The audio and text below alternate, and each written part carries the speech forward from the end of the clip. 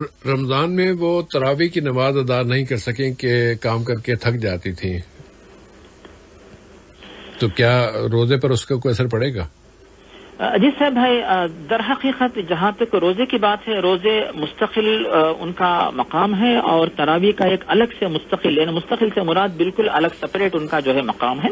اور روزے کے بارے میں حدیث میں ملتی ہے بخاری اور مسلم میں حضرت ابو ہریرہ سے، پیارے نبی واضح فرماتے ہیں کہ من صام رمضان ایمانا واحتسابا غفر له ما تقدم من ذنبه، تو روزے کی فضیلت الگ آ گئی۔ اور جہاں تک قیام رمضان تراویح جسے ہم کہتے ہیں کہ من قام رمضان ایمانا واحتسابا غفر له ما تقدم من ذنبه، جی، تو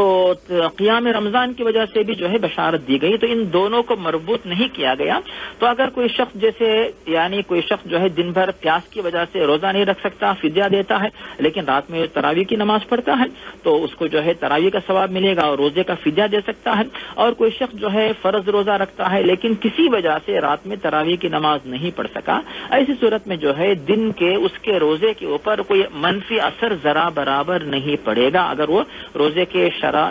شرائط، فرائض، ارکان، واجبات، آداب کی پابندی کرتا ہے اور روزے کے آداب کی خلاف ورزی نہیں کرتا ہے، انشاءاللہ روزے کا مکمل ثواب ملے گا۔ تو تراویح کے چھوٹ جانے کی وجہ سے روزے کے ثواب میں کمی نہیں آتی، اگر وہ روزے کے ساتھ ساتھ تراویح بھی ادا کر رہا تھا، تراویح کا ثواب الگ ہے۔ لیکن چونکہ تراویح کے سلسلے میں جو ہے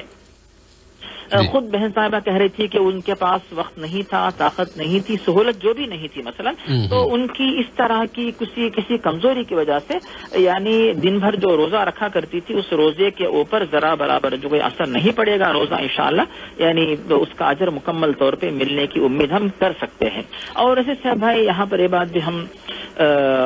ذہن میں ہم رکھ سکتے ہیں، وہ یہ ہے کہ مثال کے طور پہ اگر بہن صاحبہ کو یعنی پوری رات میں ماشاءاللہ عشاء کی نماز ہو رہی تھی، تقریباً رمضان کے مہینے میں 7:30 بجے مثال کے طور پہ اذان ہو رہی تھی، 7:30 سے لے کر تقریباً فجر کی اذان 3:15 کے آس پاس، تو تقریباً میرا اندازہ صاحب ہے کہ 7:30 سے لے کر 12 تک یعنی تقریباً 4 گھنٹے، پھر 2 گھنٹے، تو 6 گھنٹوں کے درمیان جو کبھی بھی وقت نکال سکتی تھی، اور نہیں اگر 8 رکعت اور 3 نہیں تو کم از کم وتر پڑھ لیں، اور وتر تو چھوڑ نہیں سکتے۔ اور دوسری بات کہ 8 نہیں تو کوئی بندہ جو ہے 6 پڑھے، 4 پڑھے، 2 پڑھے، یا کسی دن 8 کسی دن 6 کسی دن 2 کسی دن چھوٹ گئے وتر پڑھ لے۔ اسی طرح بھی جو ہے یعنی کوئی نہ کوئی طریقے سے یعنی